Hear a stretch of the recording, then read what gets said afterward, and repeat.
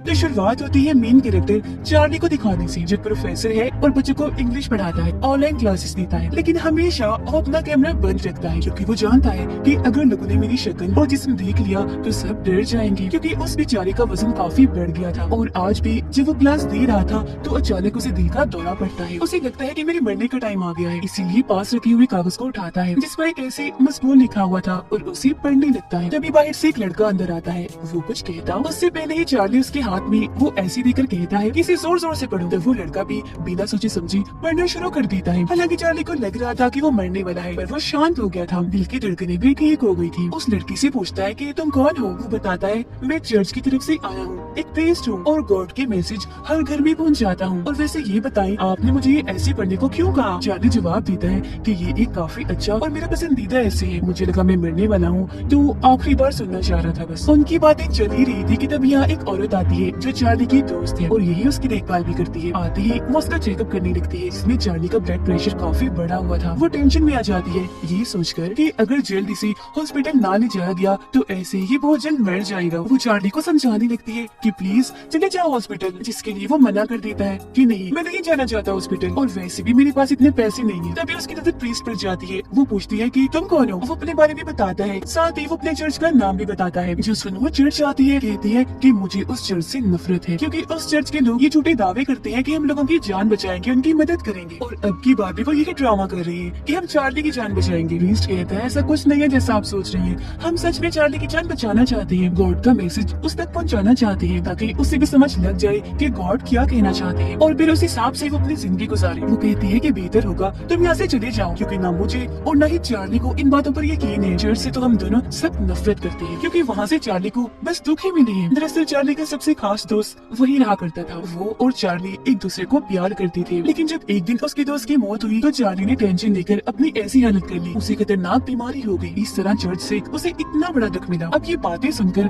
Priest वहाँ से चला जाता है। उसकी दोस्त वो जल्द उसे समझ लग जाती है कि चार्ली को भूख लगी है, तो वो उसके लिए चिकन से भरी हुई बकेट लाती है जो उसे बहुत पसंद थी और मजे लेकर वो उसे खाने लगता है। ऐसे ही रात हो जाती है। आधी रात को भी फिर चार्ली वो ऐसे पड़ता है और फिर कपड़े उतार कर अपनी वॉकर लेकर कमरे की तरफ जाने लगता है। अब यहाँ हम पहली बार उसके जिस्म को देखते हैं जो काफी बड़ा है और हर जगह से फैला हुआ है, जिस वजह से उसे चलने फिरने यहाँ तक कि सांस लेने में भी मुश्किल हो रही है। वो जैसे बिस्तर पर लेटता है हम उसकी आंखें लेकर समझ जाते हैं कि वो कितना दर्द में है। अगली सुबह जब वो जागता है तो इंटरनेट पर सबसे पहले अपनी बीमारी के बारे में सर्च करता है। सारी चीजों को पढ़ के वो जान गया था कि मैं बस कुछ दिनों का ही मेहमान हूँ, लेकिन फिर भी नुकसानदेह चीजें खाने से बाज नहीं आता। दराज से चॉकलेट निकाल कर खाने लगता है, मगर अच्छे काम भी वो नहीं छोड़ता, जैसे कि साफ सुथरा रहने के लिए शेव करता है और चिड़ियों के लिए खाना डालता है। ये सब करने के बाद अपनी जगह पे आके बैठ गया था। तभी दरवाजा खोलकर एक लड़की अंदर आती है जो दरअसल उसकी बेटी थी। इसका नाम एली था। एली जब 8 साल की थी तो चार्ली ने अपनी वाइफ और बेटी को छोड़ दिया क्योंकि वो अपने दोस्त के साथ रहना पसंद करता था, अपनी वाइफ के साथ जरा भी खुश नहीं था। और बस तभी से उसकी बेटी उससे नफरत करती है, उसे देखना तक नहीं चाहती क्योंकि बार बार उसे इस बात का एहसास होता है कि मेरे डैड ने हमें तब छोड़ा जब हमें उनकी सख्त जरूरत थी। लेकिन कभी कभी वो यहाँ आती है और हर बार अपने डैड से बदतमीजी से बात करती है, मगर चार्ली कभी उसकी बात का बुरा नहीं मानता। आज भी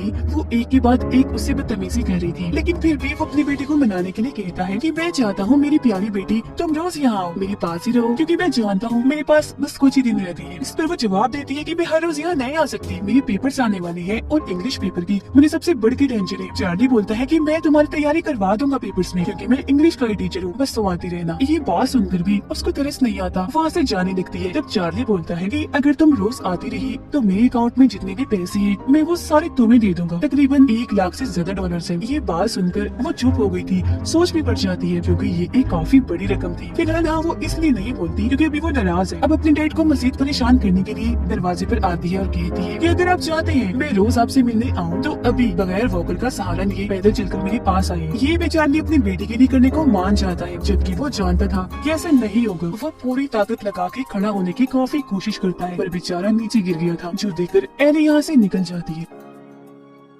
चार्ली की दोस्त घर में आई। उसका चेकअप करने के बाद सफाई कर रही थी तो उसे एडी का लिखा हुआ ऐसे मिलता है। वो समझ गई थी कि यहाँ उसकी बेटी आई थी और पढ़ाई में चार्ली उसकी मदद कर रहा है। वो उसे डांटती है कि तुम भूल गई जब तुम्हारी डिवोर्स हुई थी तब क्या हुआ था। अपनी बेटी से तुम नहीं मिल सकते, ऐसे तुम पर कानूनी कार्रवाई हो सकती है। चार्ली कहता है मुझे इन बातों से कोई फर्क नहीं पड़ता, मुझे अपनी बेटी से हर हाल में मिलना है। जो बात सुनकर उसकी दोस्त चुप हो गई थी। थोड़ी देर बाद वो चार्ली को बर्गर खाने के लिए देती है जिसका एक टुकड़ा उसके गले में अटक गया। उसका दम घुटने लगता है जो देखकर फौरन उसकी दोस्त गले पर थपथपाती है। तब टुकड़ा निकलने से उसकी जान बच पाती है। इस वजह से वो चार्ली से नाराज हो गई। गुस्से में उसे कहती है कि अगर तुम्हें मरना है तो शौक से मरो पर मेरे सामने न मरना। लेकिन कुछ देर बाद गलती का एहसास होने पर वो चार्ली से माफी मांगती है और बर्गर दोबारा उसे खाने को देती है। अब ऐसे चार्ली की जिंदगी गुजर रही थी। हर रोज वो ऑनलाइन क्लासेस देता था जिसमें बहुत प्यार से पढ़ाया करता था, पर आज क्लास खत्म होने के बाद वो अपनी पुरानी तस्वीर देखता है जिसमें उसका वो करीबी दोस्त भी था। चार्ली उसे याद करने लगा और उस कमरे में जाने लगता है जहाँ वो रहा करता था। दरवाजे पर ताला था। जैसे ही वो दरवाजा खोलता है चाबी नीचे गिर जाती है जिससे अब वो नहीं उठा पाएगा। हालांकि वो काफी कोशिश करता भी है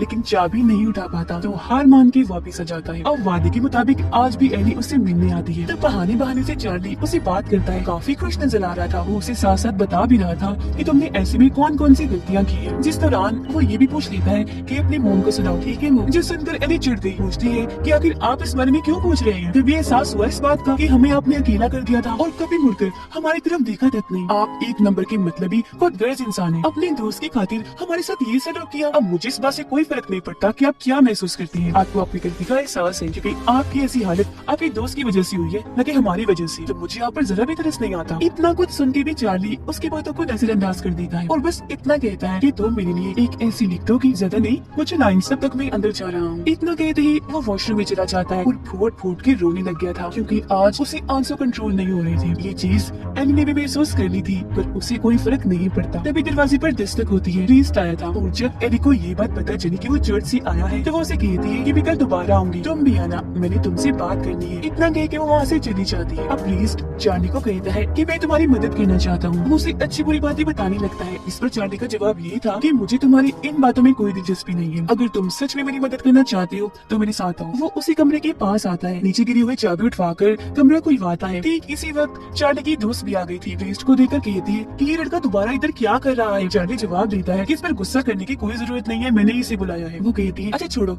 ये देखो मैं तुम्हारे लिए क्या लाई हूँ, तुम्हारा गिफ्ट। जो कहकर वो व्हील चेयर बाहर निकालती है जिसके ऊपर बैठकर वो बहुत खुश हो गया था क्योंकि वो आसानी से इधर उधर हिल पा रहा था। लेकिन वो प्रीस्ट को कहती है जरा बाहर आना, मुझे तुमसे बात करनी है। बाहर लाकर उसे कहती है दोबारा यहाँ कभी मत आना, ओके। प्रीस्ट मना कर देता है कि मैं ऐसा नहीं कर सकता, मुझे आना ही होगा क्योंकि मैं चार्ली की मदद करना चाहता हूँ। इस दर्द भरी जिंदगी से उसकी जान छुड़वाकर उसकी दोस्त कहती है तुम्हारे लिए बहुत छोटी सी बात होगी पर चार्ली ने और मैंने बहुत कुछ सहा है, बर्दाश्त किया है, जिसके पीछे चर्च जिम्मेदार है। असल में जो चार्ली का दोस्त था वो मेरा भाई था, मगर उनकी गहरी दोस्ती देखकर मेरे डैड को एतराज होने लगा कि दो लड़कों की ऐसी दोस्ती हमारे रिलीजन मजहब में अच्छी नहीं मानी जाती। तो इसीलिए उन्होंने मेरे भाई को घर से निकालकर चर्च में भेज दिया। उसे काफी प्रेशर में रखा गया जिससे तंग आकर मेरे भाई ने अपनी जान ले ली। उसके मरने से चार्ली ने इतनी टेंशन ले ली जिसकी तबीयत खराब हो गई और आज उसकी ऐसी हालत है, वो इतना बीमार है और तभी से हम सभी सदमे से दुखों से गुजर रहे हैं। यही वजह है कि हम हर चीज से नफरत करते हैं, तुम्हें, तुम्हारी रिलीजन को, तुम्हारी चर्च को, किसी को भी पसंद नहीं करते। आगे वो कुछ बोलती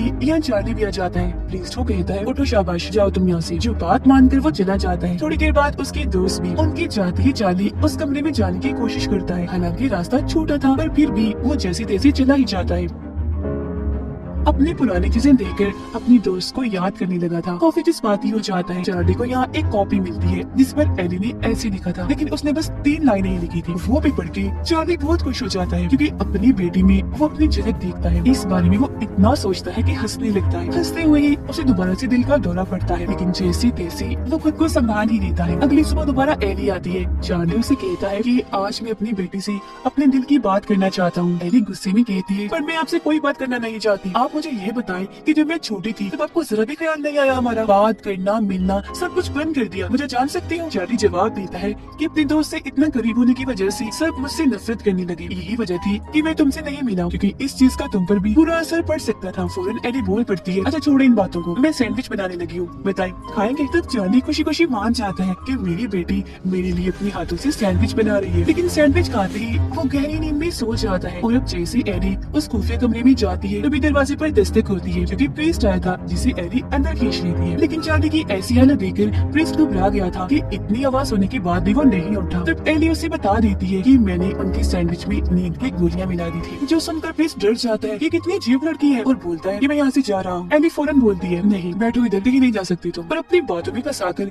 सिगरेट पीने पर मजबूर करती है। और अब जैसे प्रीस्ट सिगरेट पीना शुरू करता है वो उसकी वीडियो बना लेती है और कहती है कि अब तुम वही करोगे जो मैं तुम्हें करने को कहूँ, वरना तुम जानते ही हो कि मैं तुम्हारे साथ क्या कर सकती हूँ। मैं जानती हूँ कि तुम चर्च से नहीं हो, तो अब सच बताना शुरू करो कि आखिर तुम कौन हो। ये सुनकर प्रीस्ट डर जाता है और भागकर उस खुफिया कमरे में आकर खुद को बंद कर लेता है। एली उस कमरे के दरवाजे पर आके बैठ गई और कहती है चलो अपनी कहानी बताना शुरू करो। तो अब प्रीस्ट बताने लगता है कि मैं यहाँ चर्च में काम करने आया था, ऐसे लोगों की मदद करता था, पर एक दिन मुझे एहसास हुआ कि मैं लोगों की मदद नहीं कर पा रहा, तो मैंने चर्च वालों को अपना तरीका बदलने को कहा। लेकिन जब उन्होंने मेरी बात नहीं मानी तो मैंने वहाँ के वो सारे पैसे चुरा दिए और भाग गया। जिसके बाद अब मैं रहता तो अलग ही हूँ, लेकिन अभी भी लोगों की मदद ही कर रहा हूँ। वो ये सारी बातें बता तो रहा था पर ये नहीं जानता था कि एली उसकी ये सारी बातें अपने मोबाइल पर रिकॉर्ड कर रही है। फिर दरवाजा एक बार फिर बजता है। ये दोनों जब बाहर चेक करने जाते हैं तो देखते हैं कि चार्ली की दोस्त अपने साथ चार्ली की वाइफ को लाई है। उसकी दोस्त चार्ली को होश में लाने की कोशिश करती है, मगर जब वो नहीं आता तो एली सच बता ही देती है कि मैंने दरअसल इनके सैंडविच में